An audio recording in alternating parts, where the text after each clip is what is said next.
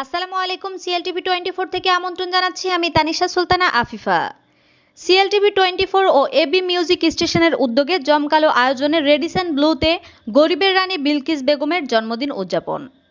CLTV 24 ও AB music স্টেশনের উদ্যোগে জমকালো আয়োজনের মধ্য দিয়ে চট্টগ্রামের রেডিসন ব্লুতে গরিবের রানী বিলকিস বেগমের জন্মদিন উদযাপন করা হয়েছে। সিএলটিভি 24 ও এবি মিউজিক স্টেশনের আয়োজনে জানা যায়, শুভাকাঙ্ক্ষী শুভানুদ্দাহী ব্যক্তিদের আন্তরিকতা ও উপস্থিতিতে জমকালো আয়োজনের মধ্য দিয়ে গরিবের রানী ফাউন্ডেশন চট্টগ্রামের পরিচালক, সুবিধাবঞ্চিত শিশুদের স্কুলের শিক্ষিকা গরিবের রানী বিলকিস বেগমের জন্মদিনের অনুষ্ঠান পালিত হয়েছে। এটা যেন তার ব্যক্তি জীবনের প্রাপ্তির একটি অংশ। তিনি মহান আল্লাহর কাছে লক্ষ কোটি শুকরিয়া আদায় করেন। সেই সাথে তার সকল ভালোবাসার মানুষগুলোর জন্য মহান আল্লাহর কাছে প্রার্থনা আদায় করেন।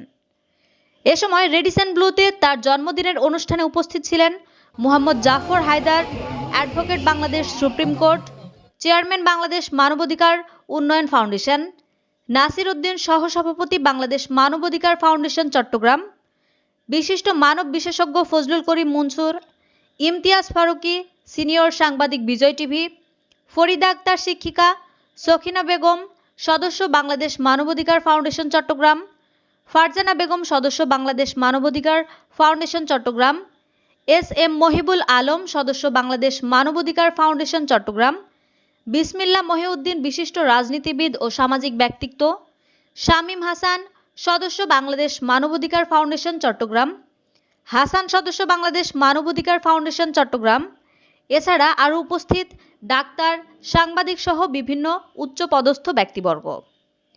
চট্টগ্রামের খুলশী থানার অন্তর্গত খুলশী কলোনির পাহাড়ে অবস্থিত শেখ রাসেল শিশু কানন সুবিধাবঞ্চিত শিশুদের স্কুলের শিক্ষিকা গরিবের রানী বিলকিস বেগম অত্যন্ত সৎ ও পরিশ্রমী একজন শিক্ষিকা ও মানবাধিকার কর্মী। গত 1 জুলাই ছিল তার জন্মদিন। গরিবের রানী বিলকিস বেগম সুবিধাবঞ্চিত শিশুদের মাঝে পড়ালেখার পাশাপাশি সঙ্গীত শিক্ষা দেন। তিনি মনে করেন ভবিষ্যতে এ সকল সুবিধাবঞ্চিত শিশুদের মধ্যে থেকে ভালো মেধাবী শিক্ষার্থী ও সঙ্গীত শিল্পী তৈরি হবে। গরিবের রানী বিলকিস বেগম বলেন, সুবিধাবঞ্চিত শিশুদের একটু সুযোগ সুবিধা দিতে পারলে, পড়াশোনা বা কারিগরি শিক্ষার ব্যবস্থা করে দিতে পারলে তারাই হয়ে উঠবে ভবিষ্যৎ জাতির কাণ্ডারি। এমন ভাবনা থেকেই সুবিধাবঞ্চিত শিশুদের জন্য কাজ শুরু করেছেন গরিবের রানী বিলকিস বেগম।